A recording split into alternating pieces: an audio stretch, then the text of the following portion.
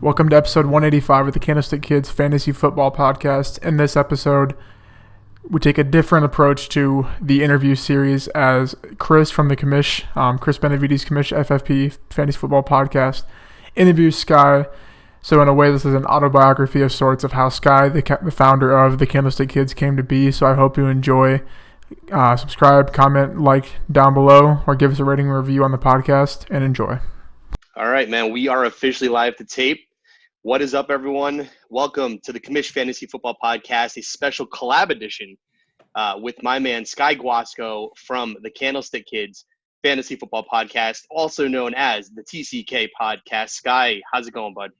Yes, sir. Chris, it's so good to talk to you again, man. And I'm very, very much looking forward to this episode. As your listeners, I'm sure know by now, and certainly mine do, we had kind of the reverse action just a few weeks ago where I had you on the TCK pod and we got your interview and your backstory. And I was quite honored to receive the same message back your way to develop that relationship and come back your way with some of my backstory to your listeners who may not know me that personally. So I'm looking forward to it, man. It's always a pleasure to work with you, and let's have some fun.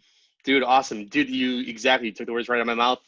After we finished up the episode that you and I had, I was like, the world needs to know what's going on behind the scenes with the TCK pod. And more formally, dude, specifically, we need to get to know Sky Guasco even more. So I felt like this would be a good opportunity for me to reverse the tables, and I'll be in the driver's seat. You'll be in the hot seat. We'll go down the line and ask you a bunch of questions. But before we get into sort of your backstory, dude, I first and foremost want to know, how are you making out over there in Oregon? I know you're also from California. So, you know, with the world sort of in more or less turmoil right now, hopefully we'll get through this in the next month or 2 months, hopefully, you know, as the summer months come up. How are you doing, bro? Yo, it's wild, man. And obviously, you know, I think our listeners want the last thing they want to hear on a fantasy football podcast is about coronavirus, I'm sure. But I will give an update on the West Coast because I know that most of your people primarily are East Coasters, I'm sure. I am in Eugene, Oregon. If you're watching the YouTube, you can see the Ducks hat here. I'm in Eugene, Oregon currently. I'm from the Bay Area in California. And it's wild over here, man. You know, like the coronavirus situation is affecting everybody similarly, but differently, depending on your personal life, you know, your work relationships, school, if you have kids. I mean, shit's crazy. And, you know, for us on the West Coast, it's a little extra spicy because Seattle and Tacoma, Washington were kind of ground zero, if you will, here in the United States. And, you know, I'm only about 4 to 6 hours away from that drive time out here in Oregon. So Washington was quarantined immediately. And then Oregon kind of followed suit, and then the Bay Area, and then LA, and then California as a whole. Dominoes. So the West Coast, bro, is perimeter locked down. I still have a ton of family in California. Thankfully, we're not to a point as of this podcast where I can't drive and cross borders if I needed to. But I'm a little nervous about it, to be perfectly honest with you, man, because my family's in California. I'm in Oregon. If they had any sort of severance of that with travel, that would definitely raise the anxiety. But for me personally, man, I'm hanging on. I'm really enjoying fantasy football extra right now because it's always kind of an escape from the real world, and it's a fun entertainment side of things. But right now specifically, it's allowing me to dive my head into something that brings me joy, it brings me happiness. I can watch game film, I can listen to interviews, I can enjoy conversations with yourself and other people, and just get back to some familiarity. So doing okay. I do have a high school daughter. You know, it's her spring break actually, which is certainly just not the feeling. Sure.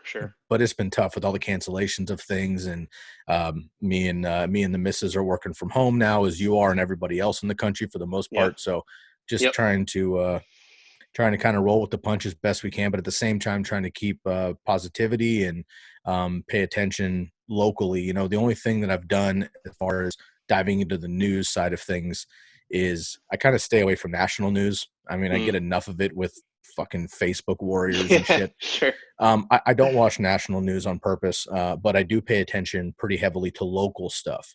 And I recommend anybody who's actually concerned about this or wants to know more.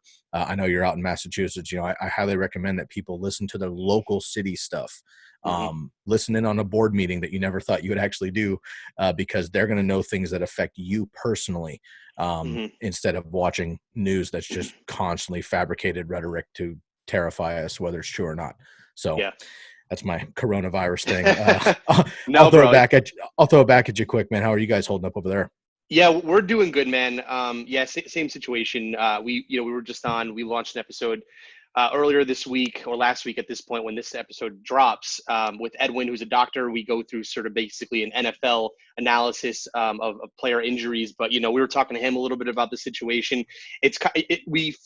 I feel sort of the way you do in that, like, no one wants to keep talking about coronavirus, but you can't avoid it. Like, you just can't avoid it. So let's just address it real quick, get it out of the way. Obviously thoughts and prayers are with the people that are absolutely affected and are sick with it, let's say. But then at the same point, it's like, for guys like you and I, or just people in general that have sort of their everyday life and they're just still trying to maintain the social distancing. I feel like, for us in the fantasy football community, let's just try to do our part and produce content the way we normally would, give people that escape. And that's kind of why, you probably feel the same way, you, Lucas, and the TCK team. Let's just kind of proceed business as usual, give people somewhere to go that isn't Corona based, even though we're talking about it. But the rest of the episode obviously is going to be more focused on the TCK podcast, your background. But dude, yeah, just wanted to make sure that everything was good on your end. Likewise, and I appreciate you being concerned. And one thing I will say too about the fantasy football industry or community, I should say, we're not quite the industry yet, but the community. I will say, Instagram, Twitter, whatever you're involved with, it's been really nice to be in those chat groups with other guys and gals doing this stuff. And, again, having friends that we've never met, or we've only had a conference, or we've had a podcast, but we feel like closer right now because that is our friend group. Because Sure. like, I'm not hanging out with my homies personally. Yeah, You know what I'm saying? so true. Yep. And it's not to a point where like I have to call them all and do the individual phone thing because like we know what each other's up to. But Exactly. It's more nice with this thing. I'm also in the music community, which we'll get into in a second. But I have a couple of different avenues where it's nice to keep in touch with people. And obviously, people are handling it different ways. So I appreciate you asking, man. I'm glad you guys are doing all right over there, and so far so good over here. And people do take it serious, no matter how you feel about it. The point is it is affecting people pretty traumatically. So do your part to be a positive reflection, but let's have some fun. Yeah, let's do it, bro. All right, man, let's switch gears here. Let's dive into TCK. So let's start off. I want to start off with the podcast itself. What was the origin of it? And then maybe we can reverse engineer into your background and your influence and sort of how that evolved. Or honestly, bro, take it whatever way you want. But the TCK podcast origin and your background. Go ahead. Yeah, respect, man. I appreciate it. All right. So the TCK pod, for those of you that don't know, TCK pod is kind of our easy acronym that we go by, but it stands for the Candlestick Kids. And then the Candlestick Kids Fantasy Podcast is kind of the entire brand, but that's obviously a mouthful. So we go by TCK pod just to clear that up. The origin is the Candlestick Kids comes directly from Candlestick Park, which is formerly the 49ers Stadium, which I grew up and all my homies grew up going to down in the Bay Area when we were kids. That was before they moved to fake San Francisco and Santa Clara and now play at Levi Stadium. Candlestick Park was also the home of the San Francisco Giants. I'm a big baseball nerd, played college baseball and shit. So that was, I grew up at Candlestick Park. So two of my buddies, Daniel and Curly, and if you've been listening to the podcast for the last 3 years, Daniel and Curly well, but from a couple of years ago, we started it together. Now it's Lucas, myself, and the rest of the team with Daniel with Spritz, but Curly's doing her thing. They're both on their way to being professors in their field and working highly at universities and working for Facebook at Cal and ASU University. So they're doing big things in their own right, but not so much in the fantasy world. The three of us grew up together as Niner and Giants fans at Candlestick Park. We started the podcast. We started the brand basically just as something similar to the fantasy footballers, if you've heard their backstory, which was just a conversation piece for our league mates and our homies. It was more just to like, we bullshit about fantasy football all day anyway. We may as well record some stuff so we can go back and check our accuracy. Sure. Well, we did that for about half a season. And then we started realizing that not only our friends and our family were becoming interested, it was like new people were coming at us. Strangers were starting to reach out to us. People like yourself, for example, reached out to us and were like, hey, man, you guys have some quality content. I'm in. And it just kind of flicked that light, right, of like, okay, we're doing this for more than just ourselves now. We have a responsibility to take this seriously. So we did. Started the podcast. Then we opened it up for the Instagram and the Facebooks and the Twitters. Now we have a website, tckpod.com. Again, Lucas and the rest of the team, which I can get into later on, have really developed a huge amount of content that we're getting after. So if you look at our pages, it's kind of interesting. If you look at our pages, our numbers are not impressive or sexy at all. Like, they're just not. But without trying to sound arrogant, I really believe that the content is there for those that listen to it. Yeah. So I am just hoping and believing that, you kind of rise through the weeds kind of a thing. And I'm feeling that eventually people will recognize that the content is there, the hours and the intention is there. And after a while, we'll start to sift through the rest. So it's been a process, man. We're in year 3, but this is the first year that we're like have intention. We have a game plan. We're way early in March, obviously, but we're after it. Yeah. So, okay. So you dove a little bit into the vision when you guys first started, which was basically, let's just record the shit that we talk about on a daily basis. And if people sort of catch on to it, awesome. If they don't, whatever, doesn't matter anyways, because we're just doing the thing that we do anyways. So in terms of the vision, when did you start to formulate a bigger vision? Was there sort of like a tipping point? Was there like an aha, was there like this one wave of a couple of episodes that you guys sort of strung together and all of a sudden your podcast numbers grew? Or when was that sort of when did that vision shift for you guys in the process? Yeah, that's a great question. And I think it's a number of steps, and it's always evolving. So I'm not sure there's one answer, but certainly a couple of like I mentioned, once it became strangers and people we didn't know personally starting to reach out to us and saying, hey, we're gaining value from this. I'm following you now. Can I DM or email you particular questions from my league? I trust your opinion, shit like that. I mean, that was a big deal, because obviously you and I and everyone else that does this on any level, amateur, professional, we have a responsibility to bring quality content, because even though it's indirect, if we get an answer wrong and it's, I guess, respected or understood, because you're just not going to get them all right. Yeah. We're kind of lying to people if we tell them to do something and it doesn't work out. And I take that very personally. You know what I mean? Totally. So I'm not going to be right all the time. I understand that, but I do my very, very best to make the best decision going into something.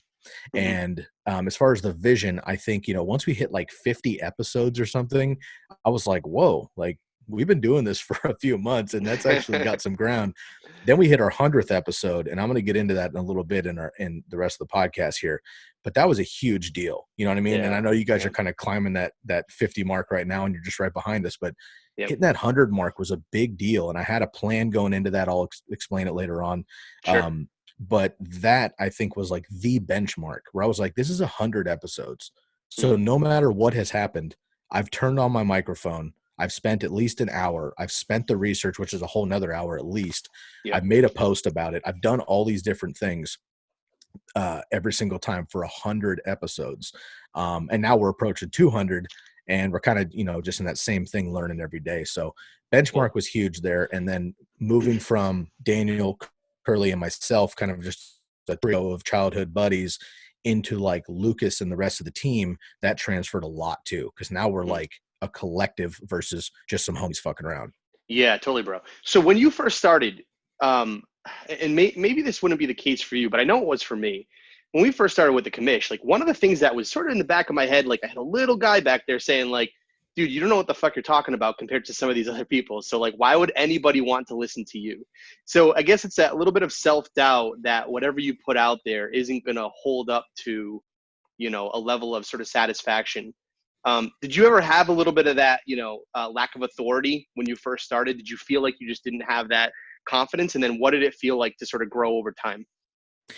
That's very interesting. And I think this is really something super important for younger accounts, not age younger, but just in this process, newly developing accounts. Because again, I'm 3 years into this and you're, a year plus. I mean, we're moving, but anybody starting right now, finding this early in the process, I think you're asking two different questions. I probably am, which is what was my confidence level in myself of going through this and believing in myself? And the other side was maybe, what was my authority as far as I trust that people can believe in me.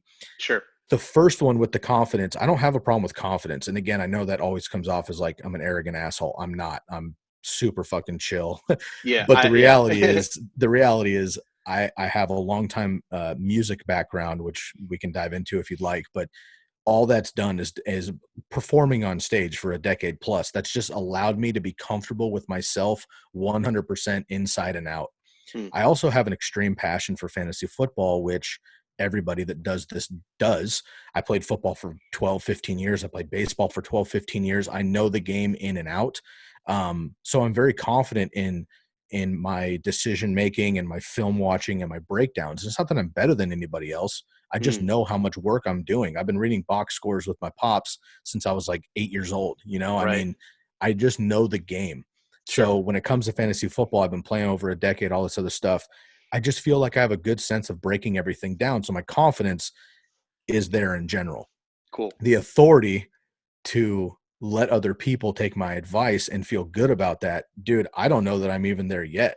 I mean, Yeah, sure. that's a weird one. That's a weird one. Again, It I'm is. still confident. I know Yeah. that I bring value. People tell me I bring value. Our team works super hard behind the scenes with articles and videos and podcasts and everything else. Yep. We're doing our very best. But the reality is, again, like I said earlier, I have this responsibility, and maybe I'm just in my head too much, but I have this responsibility of like, people count on me to get it right. And whether I'm going to or not, that's a responsibility that I take very seriously. And I think it's less about me trying to get like attaboys and pats on the back and extra followers because I'm super accurate. And it's more about just like doing the process appropriately. Because I think what people don't realize about us analysts is that like we have our own leagues to win. Yeah. And if I do this shit incorrectly and give you like bunk knowledge, guess what? I'm probably following my own advice and also failing. So I think a big part of it is like knowing my processes, seeing how successful I am with those personally, and then feeling more confident as I move through to then pass it on to other folks. Awesome, man.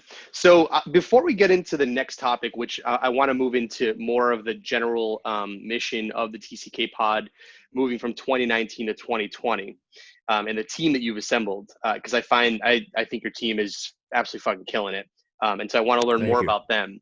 Before we get into that, I want to sort of take off the fantasy football hats real quick. Tell me a little bit about your background as a performer, dude. I know, like, I follow you now personally. We're friends on Facebook. I follow you on Insta. You're into reggae. What's it about, bro? Give me the scoop here. All right, man. So I will try to keep this as short as I can for, again, people focused on fantasy football here. Sure. But there's a very long version of this story that I'm more than happy to get into. So anybody that, first of all, wants to reach out to me or the Candlestick Kids, Instagram's easiest right now. That's at fantasyfootball_TCK pod. I reply to all DMs and messages and whatnot. But I'm down to talk music anytime. Our band is Soul Seed. That's SOLSEED, 2 words, soul like the sun, seed, SOLSEED, at Soul Seed Music, anywhere, Spotify, iTunes, Pandora, the whole thing. I'm also in music in a bunch of different realms, but we'll stick with Soul Seed as far as the performance. Short, I moved to Eugene from the Bay Area for, let's see, that was 2007. 2008, I moved next door to some guys who were jamming. And if you're watching the screen, you can get a look at me and who I am and whatever. You wouldn't expect that A, I play didgeridoo, and B, that I've been rapping since I was about 12 years old. Oh, that's awesome. And there are a lot of different things I've experienced, but one of them was in reggae specifically when I joined Soul Seed in 2010 after 2 years of a local funk hip hop group project that we had here in Eugene. It was more like a college band thing. 2010, Soul Seed became serious.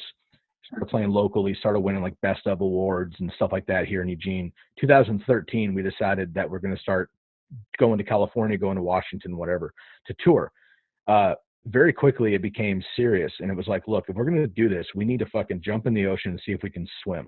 And if we can't, that's fine. But we need to know that now, while we're all in our early 20s, nobody's married, nobody has kids, nobody has serious holdbacks, if you will, not to be derogatory of those lifestyles. I live both of them now for sure. Yeah. But we jumped out. We started hitting the road. We did the Northwest. We did the West Coast. We did the Mountain West. We did the Midwest. We went to Florida. We started hitting New York. We went East Coast, Hawaii, national, and we toured nationally ever since 2013. So being on stage, a big part of that was just, again, being comfortable with what I'm doing as an artist, believing in my boys, believing in myself, our team, and everything else. And again, I can save kind of the music side of that because I'll nerd out too hard on it. But Yeah. how that pertains to fantasy football is, as a performer, I play keyboards as well and sing and do all these things. So I do wear many hats on stage. But what I've been doing the whole time as well as a performer is I've been the guy behind the scenes too. So I have been the band managers from the beginning. So it's a decade. I've also been booking the band more or less for the last decade as well. We now thankfully have an international booker that helps us out, thankfully. But we have I've been wearing all the hats. So when I go to fantasy football, it doesn't scare me to have a bunch of messages or to have an interview or to take a phone call or to try to build the brand. It's totally different, obviously, fantasy football and reggae band, but the principles are very, very similar. So I try to take everything that I've developed over the 10 years with music that's been quite successful in building a national brand to the fantasy football world, which, we're 3 years in, I'm still growing. But again, I think I've seen the long game, and I'm not afraid to play the long game. I think many people are looking for that quick hitter, one post is going to send you over the moon. It's not. And even if it does, you're going to fade tomorrow. So I'm into the long game, and I appreciate and respect that. So cool, bro. I'm in for the long haul, man, and it'll happen eventually. Awesome. Yeah, dude. And I agree with you. I think that's a good mindset. We'll touch on this in a little bit. I want to get into the little podcast community that we've sort of developed over the past, honestly, 2 or 3 weeks now. But for advice purposes, and, again, we'll dive into this a bit further. But you're right. It is a marathon. I've never seen any of the episodes we've had make or break us, even if we don't feel good about it or do feel good about it. I think in music, you learn to know that, right? It is a marathon. It's not a sprint. So, take the IV out of your arm. You don't need that drip. Just chill out. Everything will sort of make itself, sort of clear to you as the more you develop. So good segue then, because I really want to get into the TCK pod. We'll get into your team in just a second. But what, and I know that you and Lucas had a whole episode about 3 months ago, I think 2 or 3 months ago. You talked about all the plans in 2020. And again, dude, I think this is what separates, the boys from the men in a sense, right? Or the men from the boys, which is you do what you say you're going to do. Meaning, when you guys came out in 2020, you said you were going to do all these things. And I've been following very closely, and you've literally done all the things you said you were going to do. Now, again, it's a marathon, and so, you might need to take breaks here and there, but you're still doing it, which is awesome. Can you tell me a little bit about, maybe give us the high level of what that vision was for 2020? And since we're 3 months in, what has already started to change? Right. So really the vision, I think, for everybody, and especially, certainly us here at TCK, is trying to build a go-to brand. Like I said earlier, I mean, when I started getting messages of people considering my content as their go-to, like I think of other guys, it became a whole different ballgame. As far as the 2020 mindset, man, I mean, dude, I could talk about Lucas and his contribution specifically to this brand and podcast for an entire episode in itself. When he came on, everything changed, and I mean that in the best way I could possibly say it. Lucas is a bad man, dude. That guy, he is. Stephen A. Smith said it about Aaron Rodgers. We're saying it about Lucas Kaser. That boy is a bad man. Yeah, I totally agree. And what's awesome is, I just have so much respect for him because of his deliberate mentality on the way he goes about this stuff. And it's not just his knowledge. He does a lot of work like the rest of us do, but he has the mental frame to look long game and short game at the same time, which I do as well. And it's been very, very refreshing for us to connect because I haven't really had anybody else that thinks that way simultaneously. So we're able to actually get it done a little bit easier. As far as the vision goes, man, it really just started at the bottom, and we're still there. It's like, okay, we've started a platform with Instagram and Twitter, Facebook, the podcast, YouTube started, and all this stuff. So we have all of our channels moving. Now it's about making sure that our content is 100% appropriate to climb the ladder. Because again, there's so many people in this space, and I'm not throwing shade on anybody, and I'm not being disrespectful to anybody, and I'm not going to name names either way. But you're competitive. there's a lot of content that is just not going to last. And I don't mean that disrespectfully. I just mean it's quick hitter shit. It's sharing somebody else's post, getting their likes and stuff. Yeah. And I think that's not good for any space. And what I learned in music is that community always wins. I mean, we're seeing it right now, right? I'm not going to dive back into the virus situation, but those that are connecting with the community, whether it's personally or with your business or anything else, they're thriving, and they're going to continue to thrive, and they're going to come out of all this shit on top once it happens. Definitely. So the community side of this was huge. Lucas and I decided, like, hey, he and I are on the same level. We're both legit. We can make this shit happen. But there's a lot for two people to do. So we need to build a team. Once we decided to build a team, I turned him loose, and he is much more active on Twitter specifically than I am. I'm the IG guy. I know that you guys split it up on your side on Commish. Yep, same thing.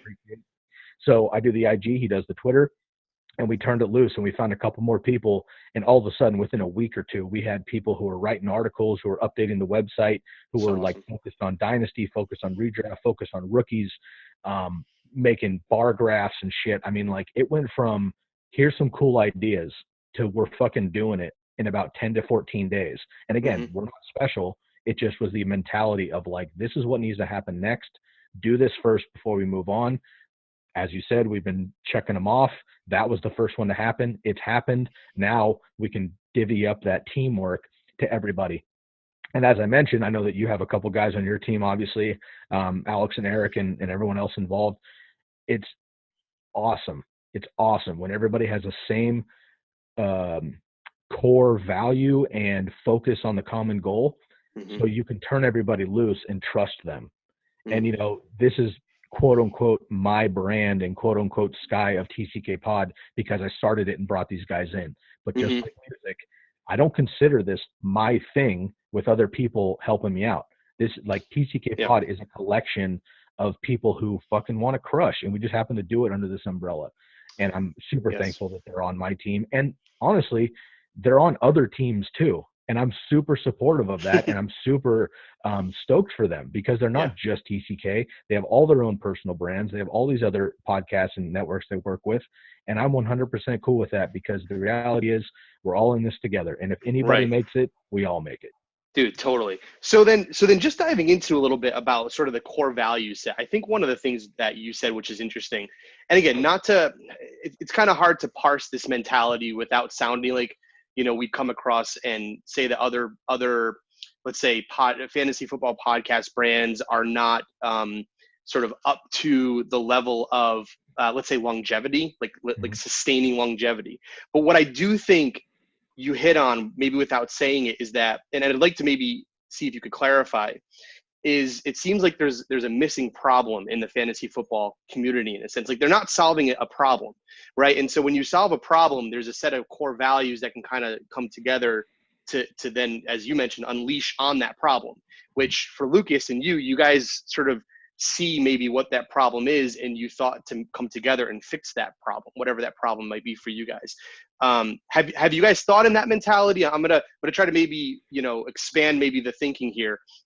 Is there a problem that you saw before, you know, the 2019-2020 season started that you're like, you know what, guys, this in the fan, we could fill this gap in the fantasy football community?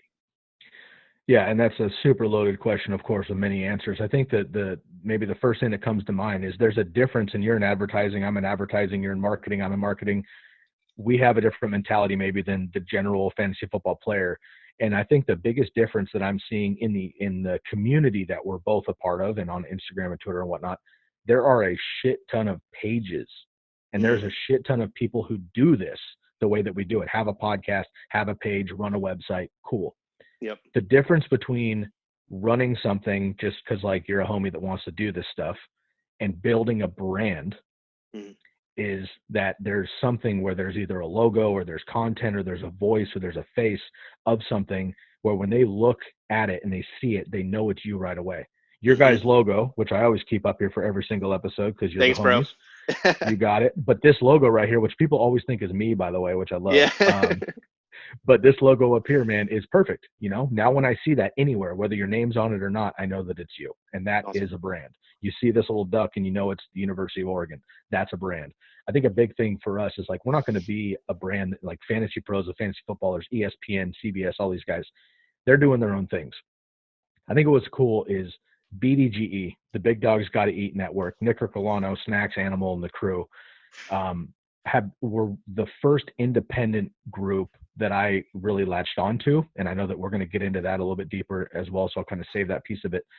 But specifically molding after them in that they're still independent, right? They do what they need to do. They cuss on the air. It doesn't matter. They're themselves. I mean, it's awesome. It's not scripted. Yep. And my problem is, love ESPN. I love all the bigger networks. That's where everybody started.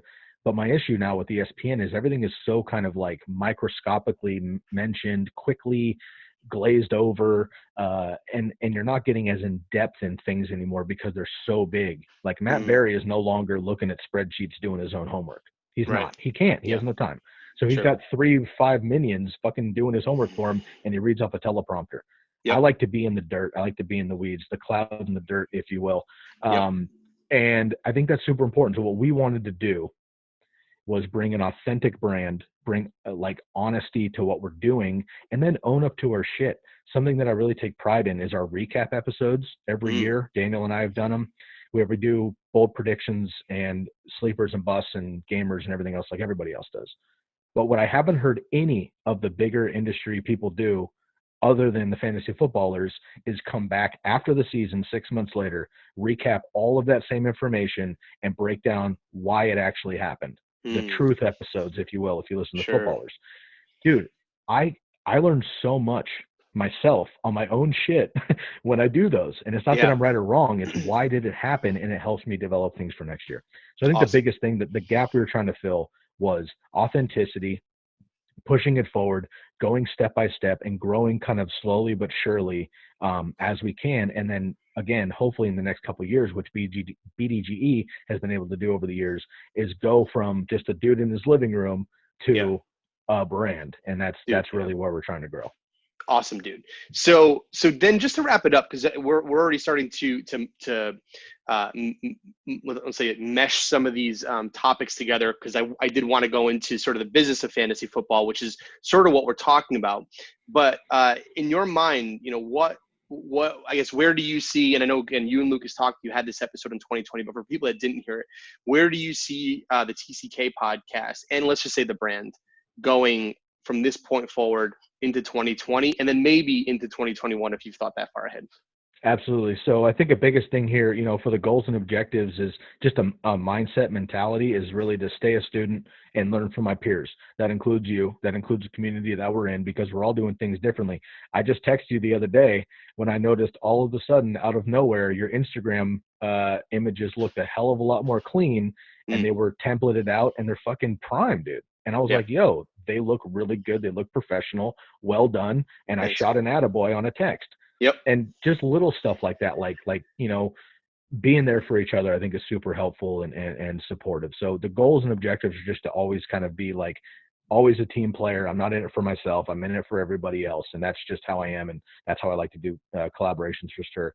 And then planning and wanting to do something that we're not already doing.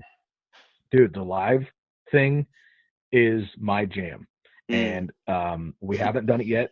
I have thought a lot about it because, again, with the music side of things, especially here in Eugene, locally, and even nationally, I've been booking coffee shops to concert halls for 10 years around the country.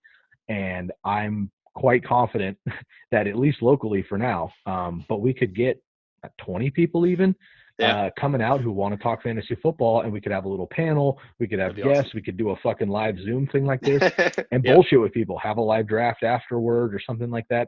The live thing is where I'm comfortable. I like to do that. I love interacting with people. I'm very, outwardly expressive, extrovert, if you will. So I love to interact with people. And I think that's something that I don't see on the independent level. The fantasy footballers have done it.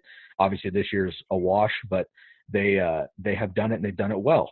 Traveling and basically making fantasy football a show.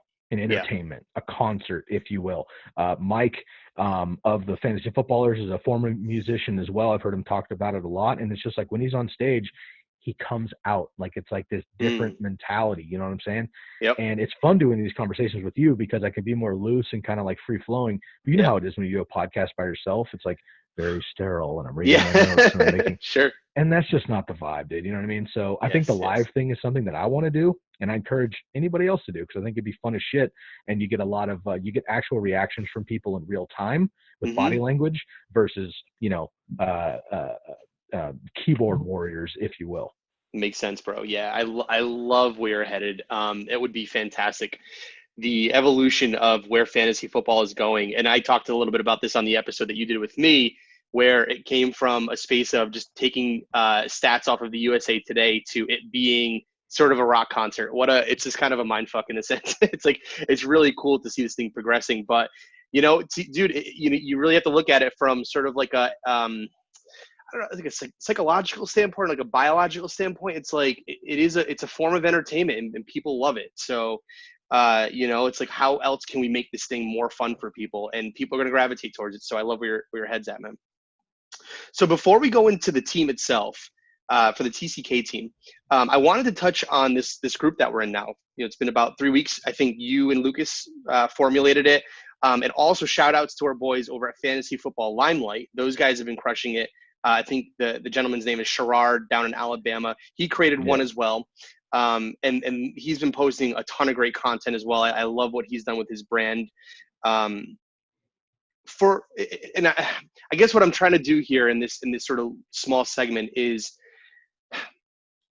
for me, I look to you, right, as sort of like a big brother in this space. Like, you are someone that I can rely on, and the information, not only from a fantasy football standpoint, makes sense, but again, the way you're organizing your podcast, right? The way you're organizing the business side of it. Fantasy Football Limelight, same thing, dude. I DM'd him and I was like, he actually commented again on the Commish graphics and sort of all the changes. And I was like, dude, just to throw it back your way, everyone's noticing, dude, the grind that you have right now, you're pushing everybody else in this space. So for the people that are listening to our episodes, and let's just say they do have a page, or they're thinking of creating something in fantasy football, or let's say it's fantasy baseball, fantasy hockey, or fantasy whatever, or let's just say it has nothing to do with fantasy. They just want to create their thing, right? What are some pieces of advice that you would give them as they first start? Because we're getting a lot of questions on that pod, like, how do we get more listeners? How do you do this? How do you do that? And of course, it's really difficult to type all that out. But, since we have the space here to speak freely, I wanted to sort of give you the floor to take it from your perspective.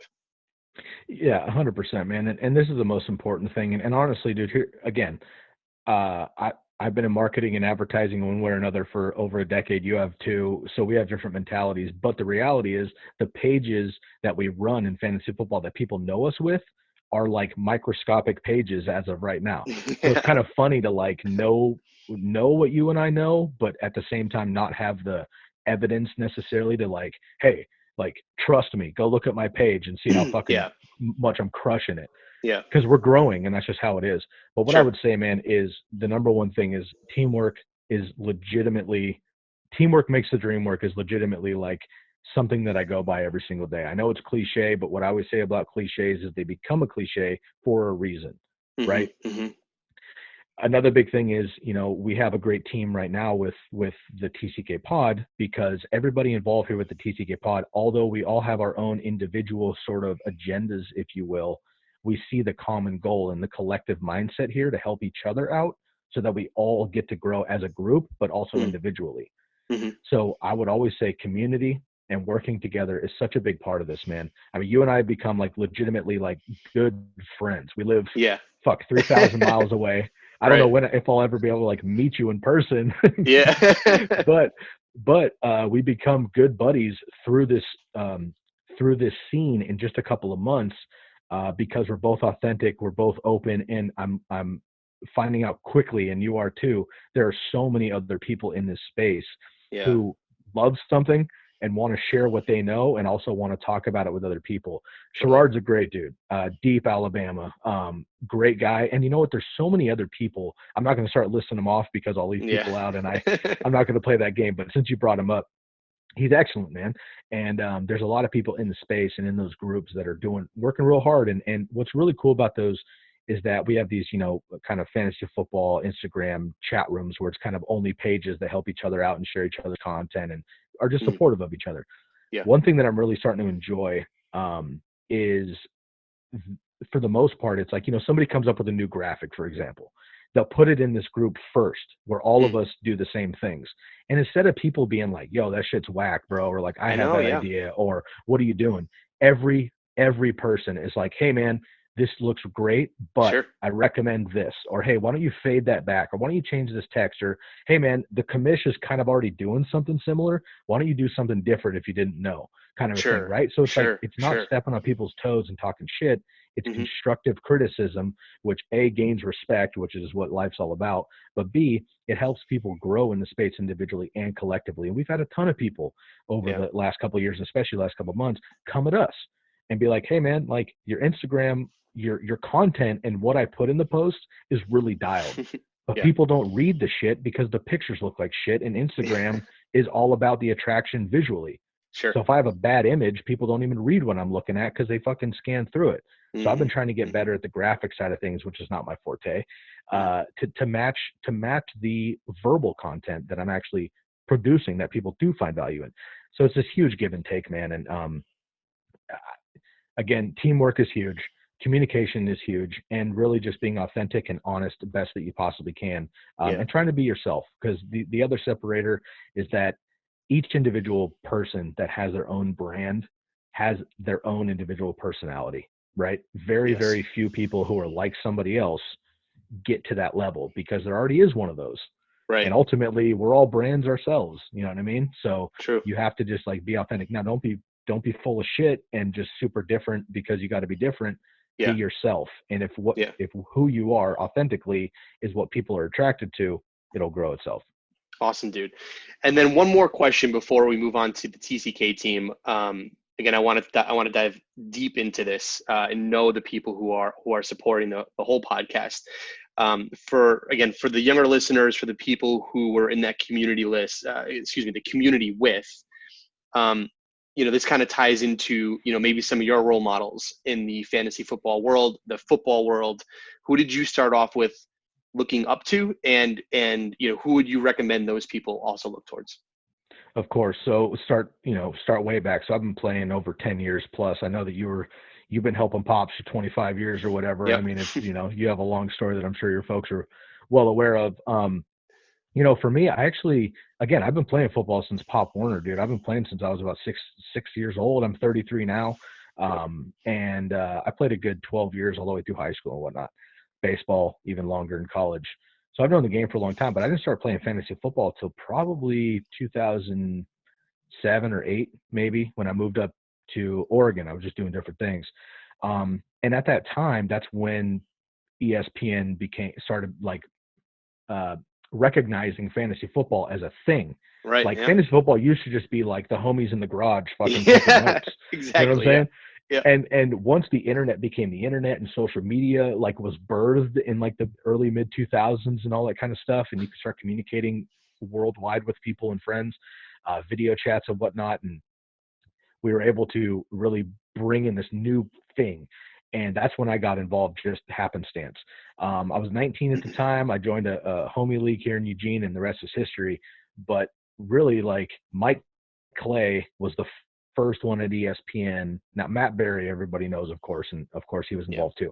But I like Matt Berry a lot, no disrespect to the dude, and he's definitely a pioneer in the space, but just kind of so much more about the personality than the knowledge. And for me, Mike Clay, much more sterile, but much more about it. So he was the dude that I really latched onto. And then Field Yates came in as well, kind of like the young buck at the time. I really jumped on him. Shouts to my girl, Stefania Bell, as well, who was kind of one of the first women in the space to really get it done. And not only that, but she focused on the injury side of things, which is something I never gave a shit about until I played fantasy football. Right. Yeah. Yep. And now all of a sudden I'm like, oh my God, Calvin Johnson has a sprained ankle. What? Yeah, dude. My week is over. What's happening? Wild.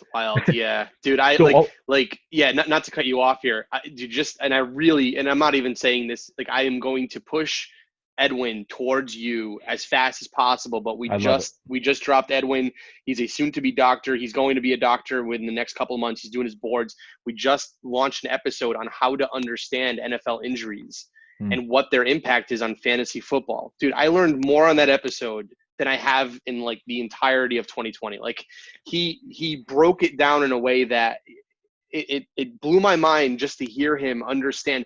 So I guess the takeaway is like as a casual fan, I can now put the Edwin sort of like lens on and say, okay, this questionable means, like he gave Adam Thielen as the example, right?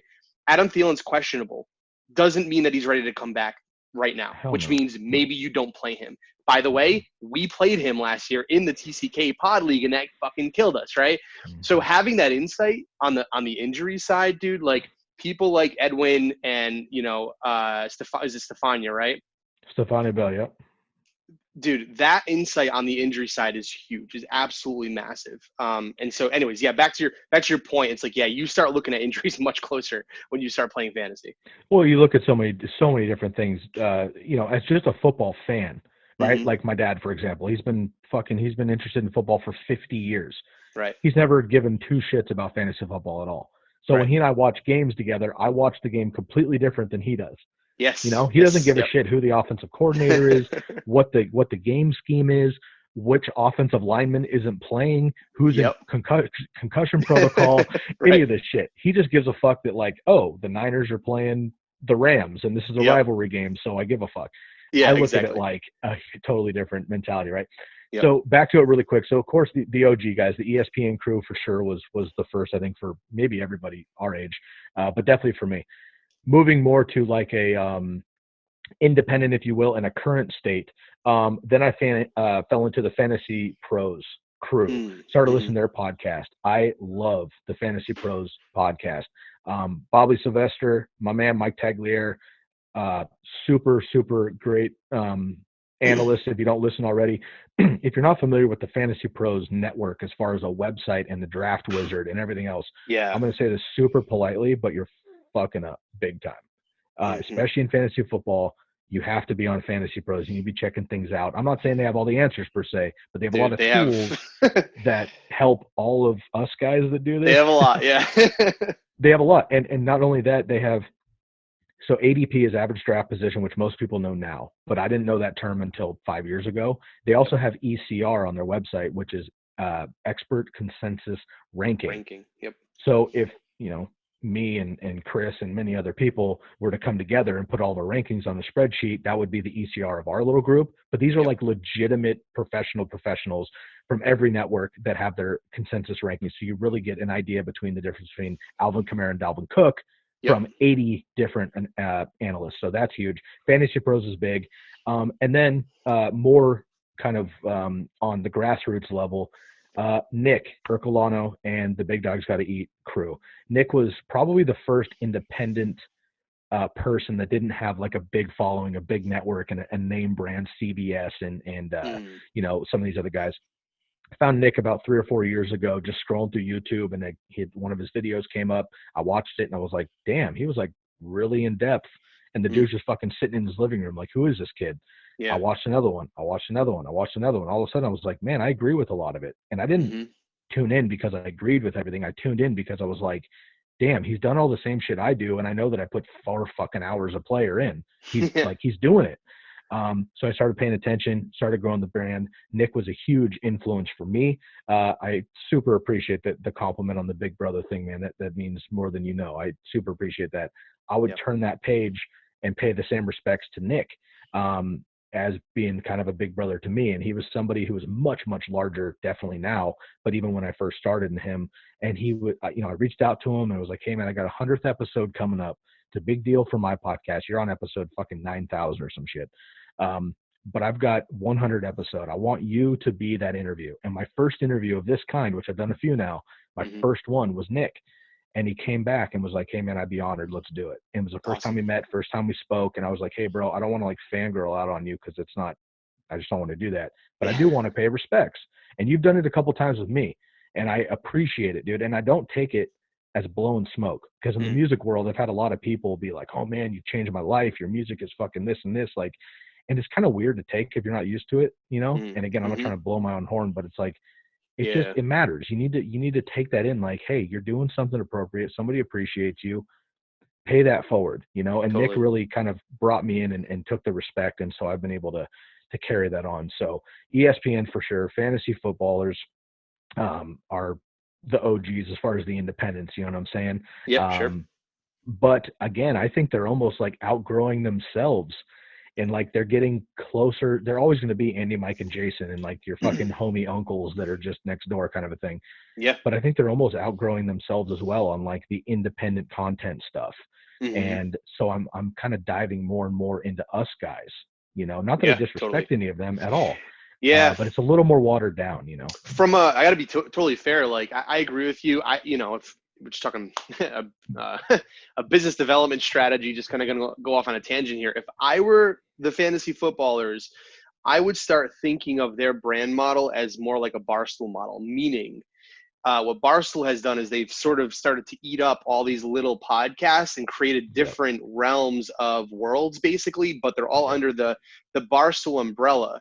If I were the fantasy footballers, I would start looking at other independent podcast groups and start to look at how can we monetize these groups in such a way that, they only focus on X, these guys focus on Y, these guys focus on Z, we focus on whatever we focus on, and start to develop that umbrella of other sort of portfolio brands. Maybe they have, and I just don't know.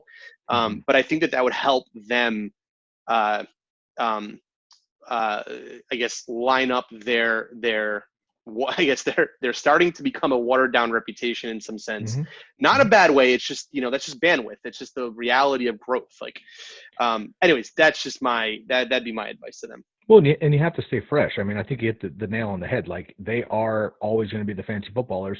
And honestly, dude, they're going to surpass ESPN even. I mean, like, their shit is nuts. And if they're number one. They're number one right now, or number one or number two. They float in between the number one or number two on the Apple Podcast ranking for fantasy sports. All of fantasy sports, they're number one or two always. I mean, they're just, and they clean house at all these fantasy award shows individually and as a brand. A lot of their guys, they call Al Borland and Brooks behind the scenes and stuff, and just their brand is incredible. They're literally just like dads who fucking wanted to kill time, and they're us basically. And they just made it happen. So they were big too. A couple more shouts out and we can move on here. The CBS crew, I actually stayed away from them for a long time for no reason other than they were so big. I was just like, I'm not going to do it. I'm not going to dive into another thing. I turned it on just to get some different, voices in my head.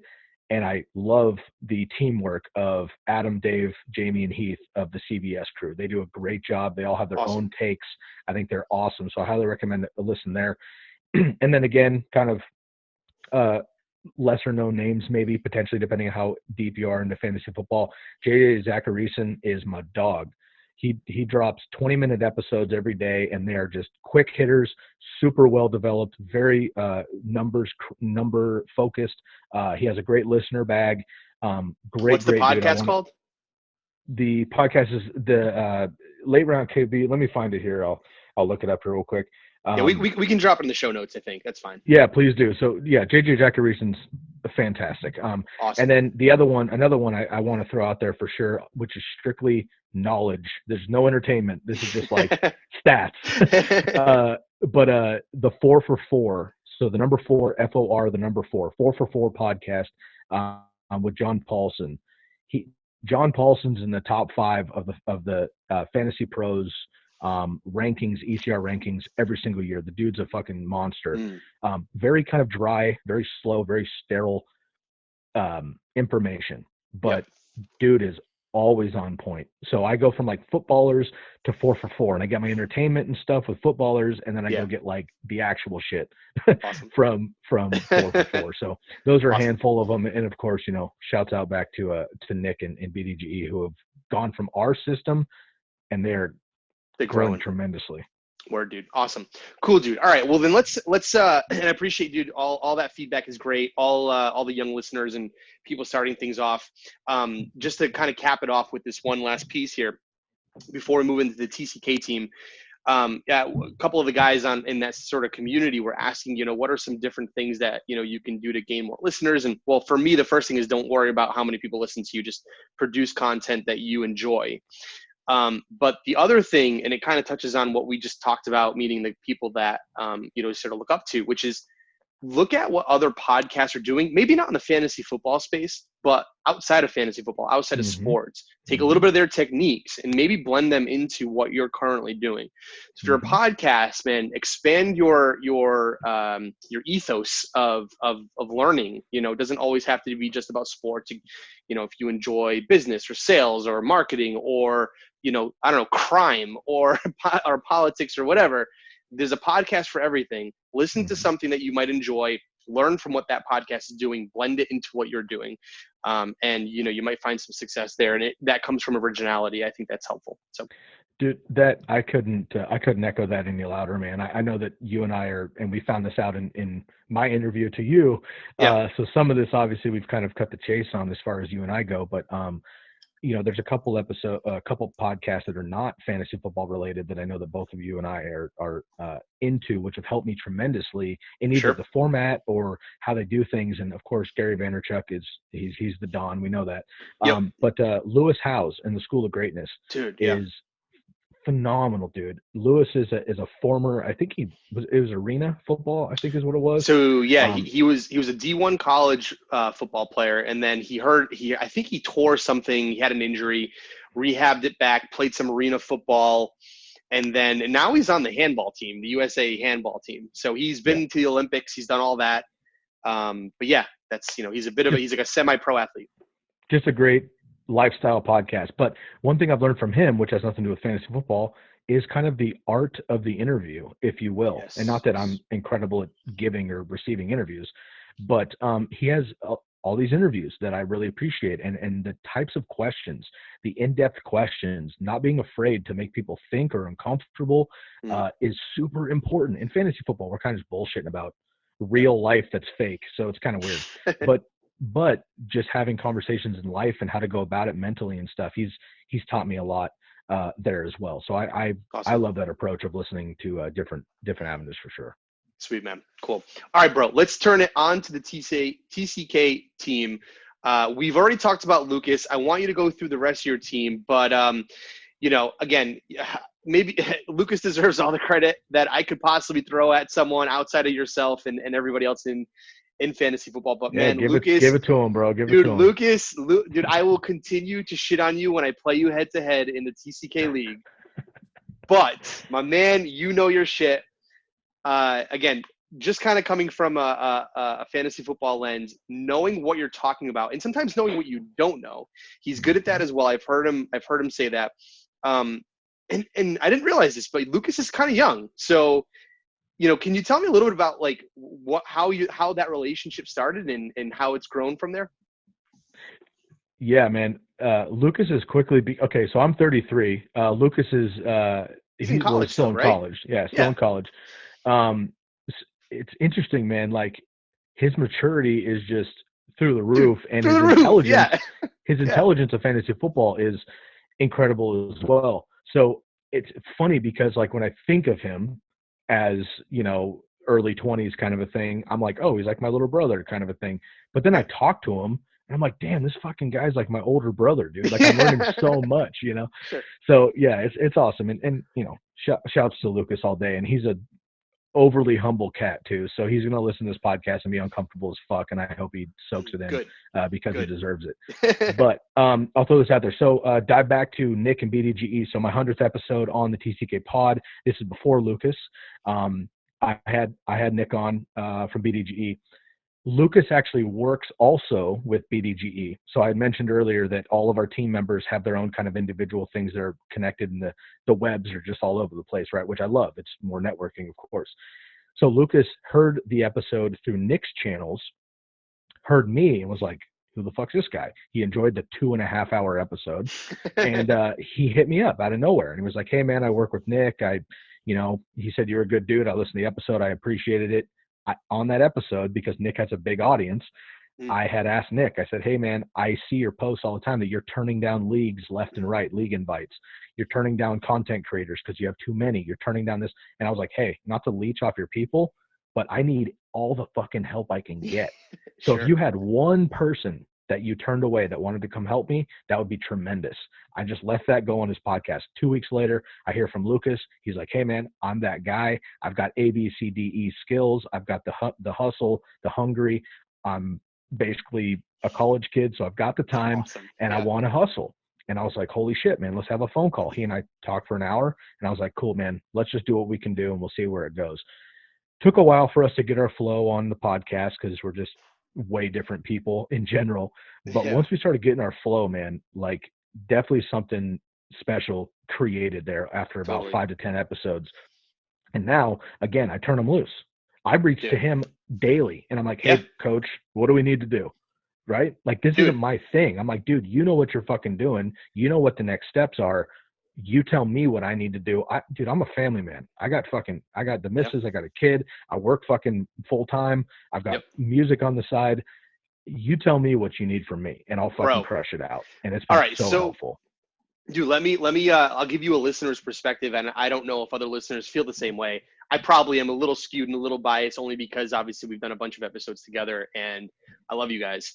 But I will say, and I you know I love you, bro. You know I love you. You know I love you. But I will say, from a management perspective and a delegation perspective, there was an episode where Lucas ran the whole episode. You weren't even there. It was basically Lucas and 2 other guys that were breaking down the NFL Combine. And I could not have been happier to see Lucas in the driver's seat running the entire episode. Dude, to me, that signaled so many great things. It signaled that the TCK League now has another driver that can manage these episodes. It signaled that Lucas is able to handle these types of podcast episodes on his own. 3, the content was fucking incredible. I loved every second of it. I never thought I'd really enjoy the Combine as much as I have, especially in 2020. There were just so many great things as a listener, as someone who's been following your progression. To see Lucas grow into what he's been growing into, all of that just kind of speaks to all the things you've been saying. And Lucas has been able to level up to the challenge, I think, that and the expectation that you're sort of setting for the TCK brand. As a listener, dude, I was very excited to see all that. I super appreciate that, man. And, like I said, we can talk all day and throw big ups his way. I really consider him, honestly, I consider him at this point the backbone of the team. Awesome. And I mean that in that he often looks to me to clear things, if you will. I'm like, hey, man, I had this idea. What do you think? Or, hey, I got this guy that does this. Should I bring him on? Check him out. Is it a good fit? Like, he kind of considers me head coach, but I consider him the quarterback. You know what I mean? To put it in terms you would appreciate. I'm the Belichick and Brady of yesteryear, if you like, or the Bruce Arians the right to word. Tom Brady. You know what I mean? No, yesteryear is the right word. Yes. We won't go down that rabbit hole. I'm not trying to hurt feelings on the wearing. podcast. Yeah, I know. I saw. Yeah. I don't want to hurt feelings on the podcast, but I feel like we have that type of connection where we both look up to each other and we also know that each other is handling shit just fine on their own. Yep. That being said, Lucas is single-handedly responsible for the team that we have. And I 100% mean that. I asked him to go find who he had in the space that wrote articles on this, handled dynasty shit, rookie focus, combine focus, whatever. Half our team only writes articles and doesn't want to be on the podcast. Yep. Right. I only do the podcast. I do my own shit, but I don't really write articles per se. You know what I'm saying? Other people want to do YouTube, blah, blah, blah. So I think, again, it's a differentiation of work and focuses. So it allowed everybody else to kind of be in their own individual niche, which allowed everybody to like grow together, but individually. So I don't need to take all my time and focus on rookie combine shit when that's not my jam. I focus on redraft stuff because I'm fucking old and that's all I know. And that's a way different perspective than like the dynasty mindset who don't want to do redraft anymore. Exactly. So now we have all these different things floating around and we share all these spreadsheets, that's going to be in our draft guide coming up here later this summer that we're all piecing together and stuff that we haven't even talked about yet, really. So Lucas started bringing all these players in from various all over the country, of course, but just different things that he's met in space. And he ran them all by me. And every single dude was like, yeah, why isn't he on the team already? You know? And so Awesome. I haven't had one person or one thing that he's brought up to me yet in the year we've been working together where I've been like, I don't know. Of course we disagree and we have conversations, but every time it's a legitimate thing, he knows what the brand needs. And honestly, dude, I know that my time is short with him as an equal Yep. and this team, because the reality is they're going to outgrow me. Straight up. That's just going to happen. And they're going to do It'll their own happen. individual things. And I hope they all create their own brands. And I wish that for them. You know what I mean? Yes. I know Yep. that's going to happen. So I'm trying to really value the time and energy that we have together. And at the same time, be supportive of these guys fucking crushing it individually so that when they go flock the nest, I can hug it on the way out versus like, hey, bro, what the fuck? You know, because that's not Yes. my vibe. I want them to move on. I want them to build and grow individually. And almost all these guys, with one exception, all these guys are in their early 20s. And me and one other guy are in our early 30s. It's just kind of a different mentality of life in general, right? So Absolutely. Absolutely. I want these Yep. guys to grow. And I had older mentors, a decade older than I was when I was 19, 20, 21, 22.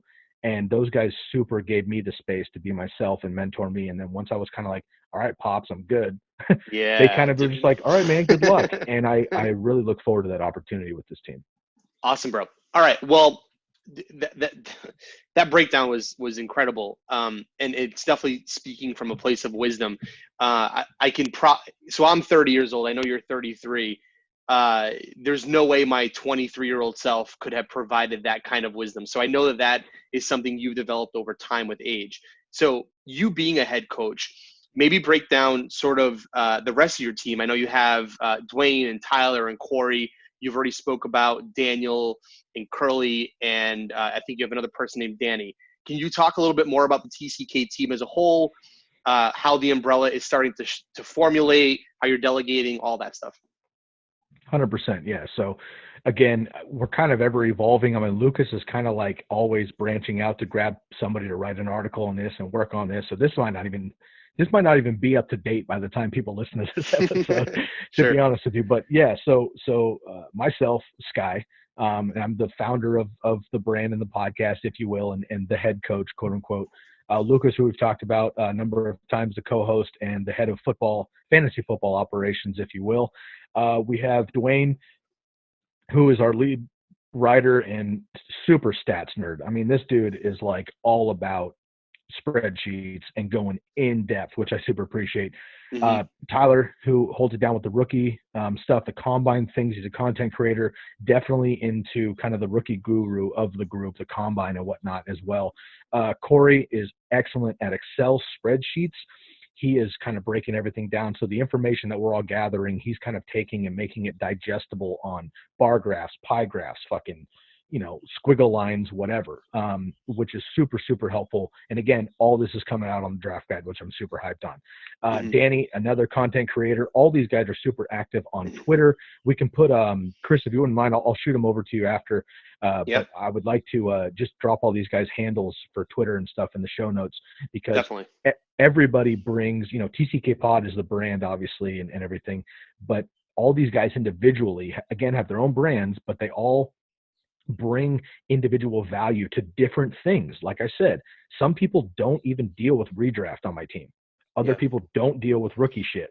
And that's really important, I think. So I would definitely shout them out. And then I want to give a shout out to my OG guys and kind of our retired our retired out to pasture dudes here on the podcast. So Daniel and Ryan, but we call him Curly. We've called him Curly since grade school.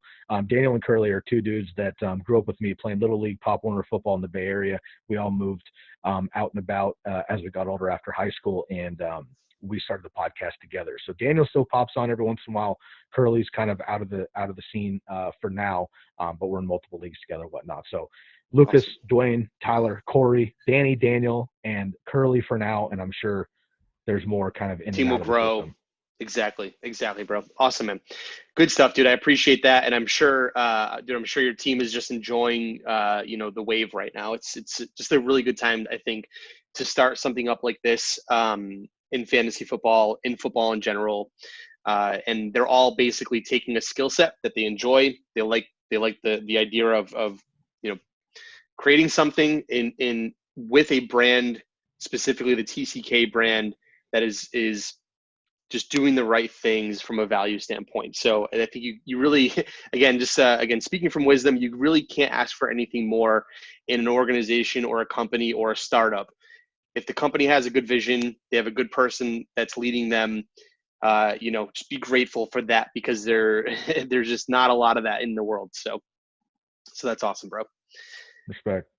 Cool, dude. All right, let's move on to some of your personal preferences, and maybe you represent the TCK team as a whole. So talking about fantasy leagues, draft, TCK advice. So the Commish crew, we've been hit up a few times to join certain leagues.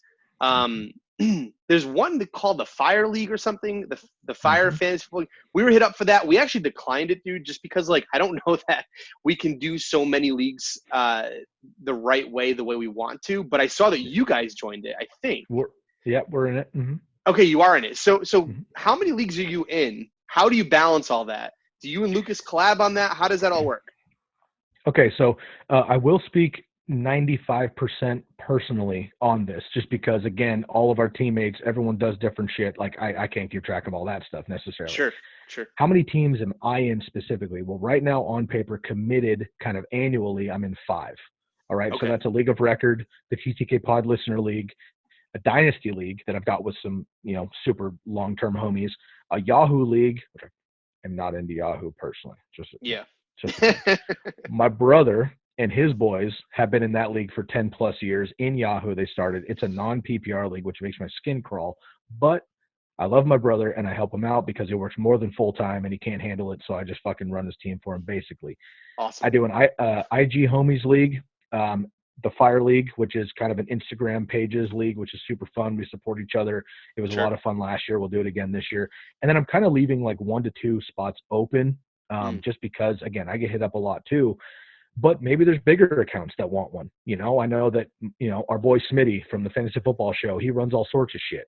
And every once in a while, there's people drop out. Maybe I want to join one of those.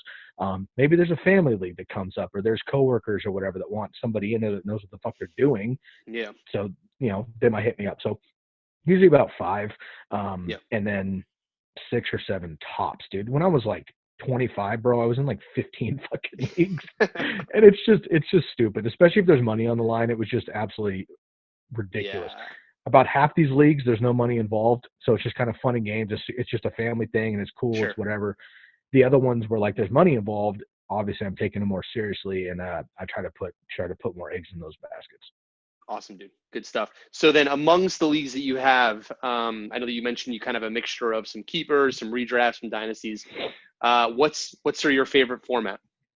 Yeah, so redraft for sure. Like I said, I've been playing 10, 12 years or so, and dynasty is a super new thing to me. Redraft is definitely my bread and butter. I'm into dynasty. Again, I help my brother out with the non PPR and stuff, but redraft is kind of my thing. I like to have a team, enjoy it or not enjoy it, and flush it out and redo it. That being said, I like to have keepers involved. You and I went into depth on our episode, and I know we're getting a little long in the tooth on this one, so I won't necessarily bring it up and go down that rabbit hole here. But the difference between a keeper league and a dynasty league, to some people, is not that big of a deal. To me, it's a huge difference. To me, a keeper league is 1 to 3, 5 max keepers, same players moving through the years. A dynasty team is legit just like the same fucking team until next year, minus your rookie draft. So to me, I like dynasty leagues. I'm in one. I'm starting to learn more about it. To me, redraft is fun with keepers. So my league of record is just 1. I would like to be in leagues with 3 to 5 when I can, because that way, I think the biggest thing about keepers is that it helps you benefit from draft value, right? The general person is going to read an ESPN article. They're going to listen to Fantasy Footballers or CBS, and they're going to get fucking 5 of their picks right on accident because they picked the good players that stayed healthy. Okay. Most people are not going to pick, a Mark Andrews, if you will, in the 10th round, knowing that he has potential to be a top 5 tight end. Okay. Blake Jarwin this year is my guy, sleeper tight end and stuff, right? Nobody fucking knows who he is yet if you're not paying attention, but he has a chance to kind of be this year's Mark Andrews, in my opinion. So it's like the deeper dive stuff that I want to. Now, if I pick him in a dynasty league or in a redraft, as a keeper, and I get him in like the 12th round because nobody knows who the fuck he is, and he crushes it and becomes like 2 years ago George Kittle or Mark Andrews, all of a sudden I keep him in the 10th, 12th round as my top tight end, and I don't have to spend a 3rd, 4th round pick on him. My classic example I always use, and I'll just keep repeating it because it's awesome, is that I accidentally drafted Alvin Kamara in the 10th round a couple years ago when he was a rookie. He was behind Mark Ingram and Adrian Peterson. Sure enough, AP leaves. Mark Ingram splits carries and gets kind of hurt. Alvin Kamara comes in. The rest is history, but I kept Alvin Kamara, who was a top 5 running back the next year. I kept him as a 10th round pick. The guy that won our league this year kept George Kittle in the 10th round. Yeah. That stuff's always going to happen with keeper league. So I love that because it helps you actually benefit from grabbing that gold at the very end of the tunnel. Very good, man. Very good.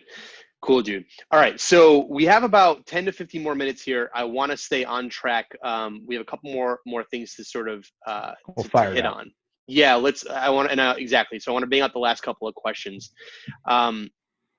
So I was hoping maybe you could give a breakdown, maybe a TCK podcast breakdown, within all the recent, let's say, free agent changes happening in the NFL over the past couple of weeks here. One of the things that you talk about in your episodes that I love is talking about, we'll use the Le'Veon Bell situation. You love the player, you hate the environment. I love that analysis. I love that breakdown of the environment versus the player, right? So important. It's exactly. So, without going into too much depth, and maybe you can leave that for a TCK pod episode. Sure. What are some environments based on the recent changes that you're absolutely targeting for the 2020 fantasy football draft? Okay, cool. This might be kind of a arrow in the heart kind of a thing. So excuse me for making this personal, but I'm trying to bring value here. Biggest thing is facts don't care about my feelings, so it's okay. That's what's up. So a big one for sure is the Buccaneers situation. Getting James. Okay. Again, I try to think of this as like NFL perspective and fantasy perspective. Fantasy perspective, Jameis Winston, he's fun, he's sexy, he's super fun to have on your team. You don't care if he throws 4 picks because it's only -8. He's going to accidentally throw 500 yards, what the fuck ever. Dude's a joke, okay? He's not signed as of this podcast, and I'd be surprised if he has a starting role at all in 2020. That's just my opinion. Bring in Tom Brady, okay? We know how you feel about Tom Brady and how Tom Brady has just been over his career. The biggest thing is that he keeps the ball in the hands of the Buccaneers. Okay, 30 interceptions is something funny to laugh at, but it's absolutely fucking astronomically terrible. All right. Yep. Jameis Winston has thrown at least 14 interceptions, I should say. Okay, every year of his career. Tom Brady's only done it 2 times in his career. All right, he's only thrown for double-digit interceptions in 20 years 4 times. Incredible ball security. Okay. Yep. Now, he's getting similar attempts and yards per target and yards per attempt and all this stuff, can still throw it somewhat down the field. And certainly Mike Evans and Chris Godwin are going to help that out. Huge upgrade for the entire offense. And it's not just because Tom Brady's Tom Brady on paper. He's going to keep the ball in the hands of the Buccaneers. Think of what actually would have happened with Chris Godwin and Mike Evans if Jameis threw 20 interceptions, which is still horrible.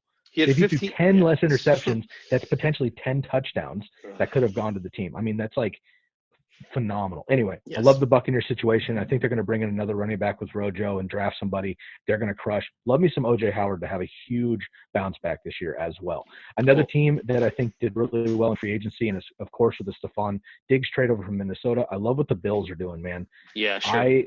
I know you don't want to hear that again. I'm sorry.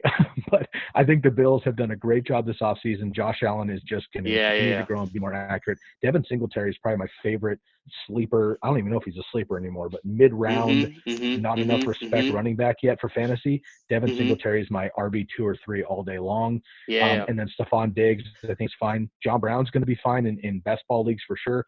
And Cole Beasley, I think, is going to be even okay there too.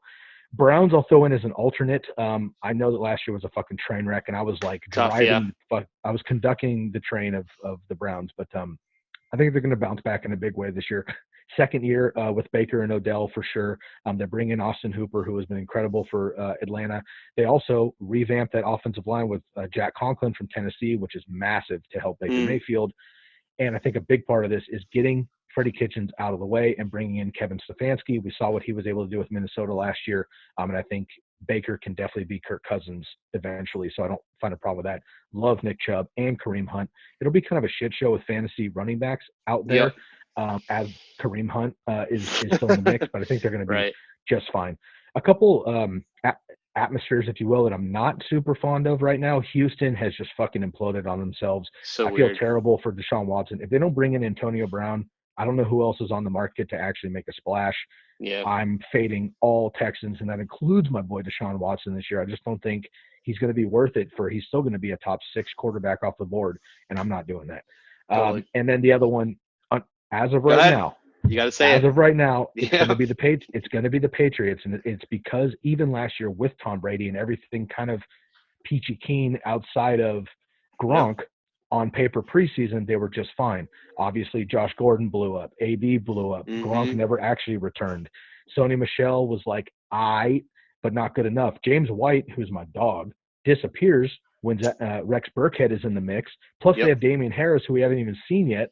Like, they have a lot of weapons, but I don't see Jared Stidham or whoever it is being fantasy relevant enough to get all those guys over the hump this year. So I'm fading the Patriots. I'm fading the Texans. I'm buying the Bucks, buying the Bills, and I will probably end up buying the Browns again. Love it, dude. Okay, cool. So my turn to return the favor. Super Bowl 54, my man. What's going on there? All right. All right, man. That's all the time we have today, man. I'll catch you next time. Bro, how are you doing since Super Bowl 54? Are you okay? What's going on, man? How did you cope?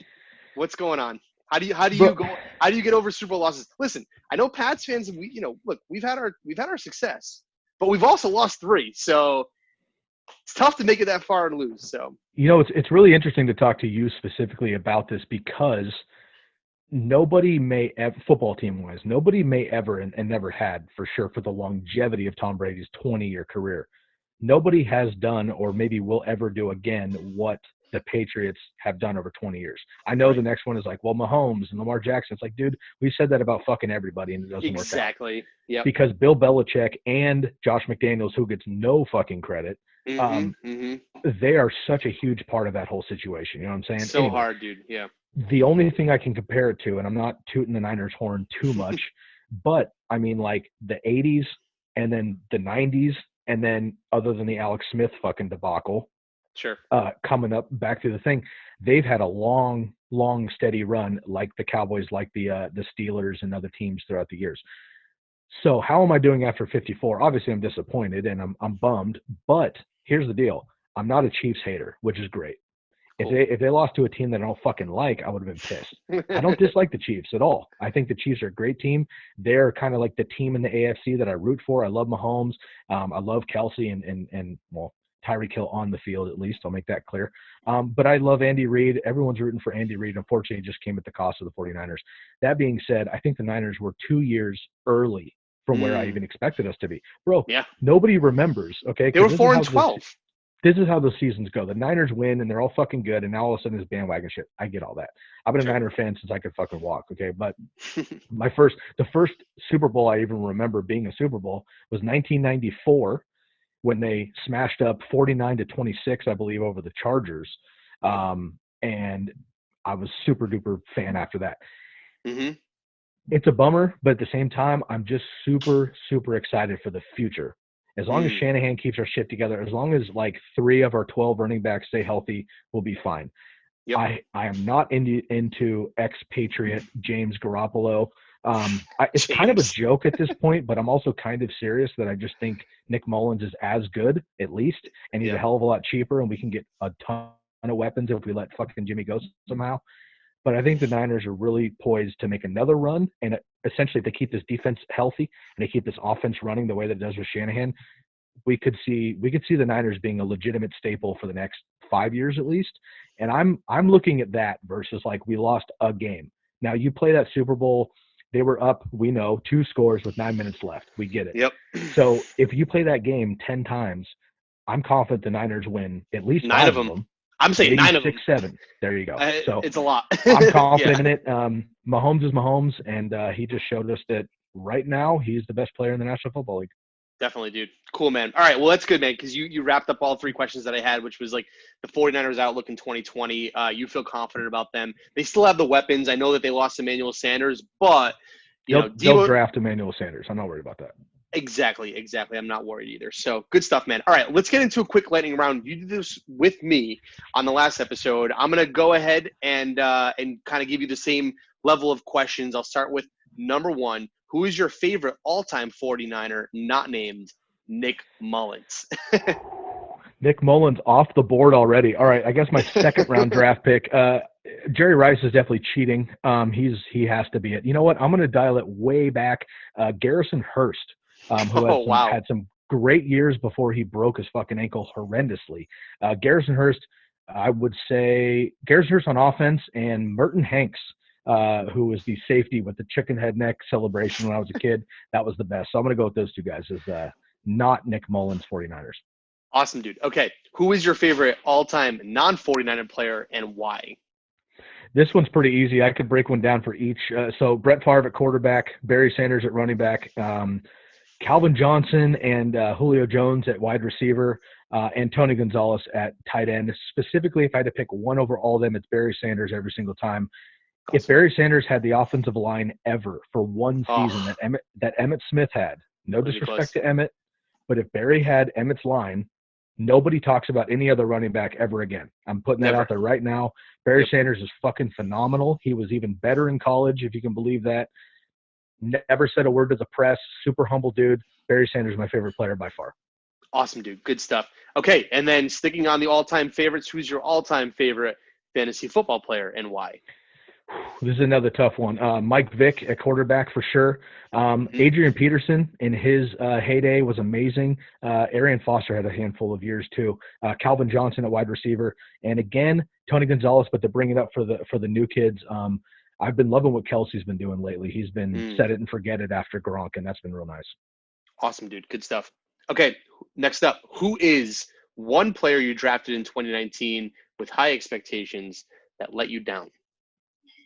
Oh, man, this one's kind of interesting. So Joe Mixon will be my answer, but it's kind of like this tough one because he was a top, a first-round pick for most people. I had him as my running back number 6, and he was terrible the whole first half. He came up late, and I have him all the way up at the top again this year. But Joe Mixon was probably that guy that I put all my eggs in a basket. I was really repping and blew up in my face.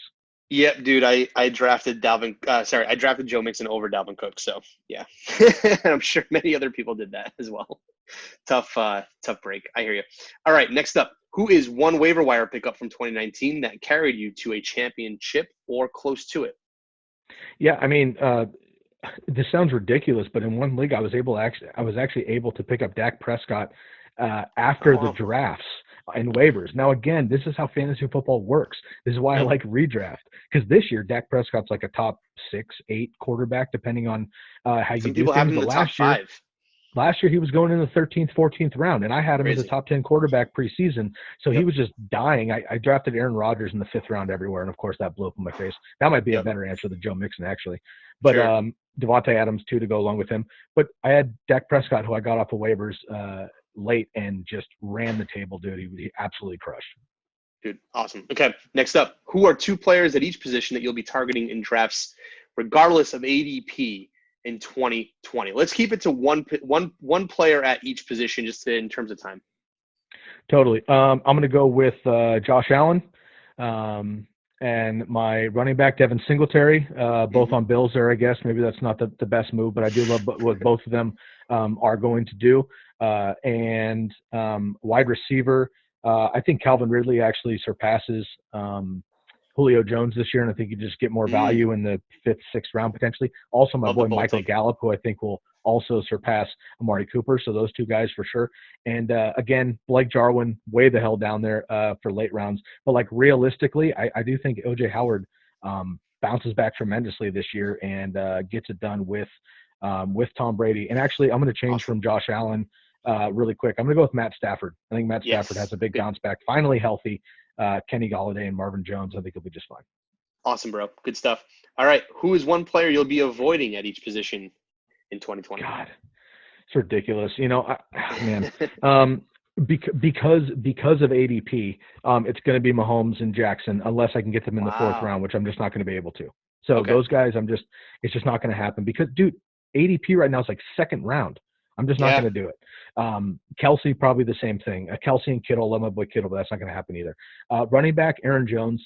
I loved him last year. I kept him in a league in the 10th round, but he's just not going to have, 12, 14 touchdowns this year, I don't think. So I'm going to be fading him as well. Wide receiver, Amari Cooper, because again, I think that Michael Gallup is going to jump him. And I'm also worried about Mike Evans because I think Chris Godwin just dominates with Tom Brady, and Mike Evans is still going to be a top 12 guy. I think that falls off. And at tight end, like I said, it's going to be Kittle and Kelsey because of the ADP. But in general, I think it's going to be Zach Ertz, who you might be able to get value on. But I think Goddard leapfrogs him as well this year. Awesome, dude. Cool. All right. If you could do a post-game jersey swap with anyone in the NFL, who would that be? Okay, so we've agreed on this already in a different conversation. Julio Jones is definitely my dog. Definitely. But if I had to go elsewhere, it's Alvin Kamara for sure. Awesome. I love what Alvin Kamara does. The fact that he basically left Alabama. He's an Alabama running back, which nobody actually knows because he didn't play there. Alabama running back, huge backfield as we all know. Went to Tennessee, tore it up for a year, came out, late round draft pick, ran through, and now he just runs the team. And I love the Saints, Drew Brees, Michael Thomas, the whole thing. Alvin Kamara would be my guy for sure. Good stuff, bro. Okay, cool. All right. Last and final question, probably the biggest bold take of 2020. Who plays in the Super Bowl 55 and who wins it? All right. So Homer call is going to be 49ers. And actually, no, I'm just going to do a straight up – I'm going to do 49ers and Ravens. Which I thought it was going to be last year once the playoffs got started. And the missus is a big Ravens fan. We had that a couple years in the Har Bowl. Of course, that one fell short too. But the homer pick is going to be Niners and Ravens. Actual pick, I think I'm going to go Saints Chiefs. And I got to go Breeze to the sunset. I'm going to go Breeze over Mahomes. Wow. Peyton Manning style. Saints Chiefs, and I'll go with the Saints. Good stuff, bro. All right, man. Listen, let's wrap this thing up. I've appreciated every second of this episode. I really hope everyone got a lot out of this. Speaking to Sky Guasco from the Candlestick Kids Fantasy Podcast. Dude, where can just one last take. I know you were plugging a little bit in the beginning there. Where can everyone find the Candlestick Kids Fantasy Football Podcast, both on social and for the podcast and the website? You got it. Always appreciate it, Chris. It's always a pleasure, never a chore, man. I'm happy to do this anytime you want, and shouts out to the Commish FFP crew as well. All right, so I'm Sky, the host of the Candlestick Kids Fantasy Football Podcast. You can find us anywhere you can listen to your podcast. Please leave a rate and review for the podcast. We certainly appreciate that. We're on YouTube now as well, the Candlestick Kids Fantasy Podcast. Facebook, same channel. And then on Instagram, it's fantasyfootball_TCK pod. On Twitter, TCK_pod. And then, of course, check out that website, man. It is stock full of all the information you're going to need. We're updating constantly our redraft, our dynasty rankings. All the guys are hitting all those articles. We have like 15 articles up right now. Links to every single thing that we have. That's tckpod.com, tckpod.com. Again, the full name of the brand, the Candlestick Kids Fantasy Podcast, but we generally go by hashtag TCKpod. Awesome. Dude, thank you so much for taking the time on the Commish Fantasy Football Podcast. Dude, all the best to you and what the TCK Pod is doing in 2020. We look forward to hearing you soon, bud. Thanks.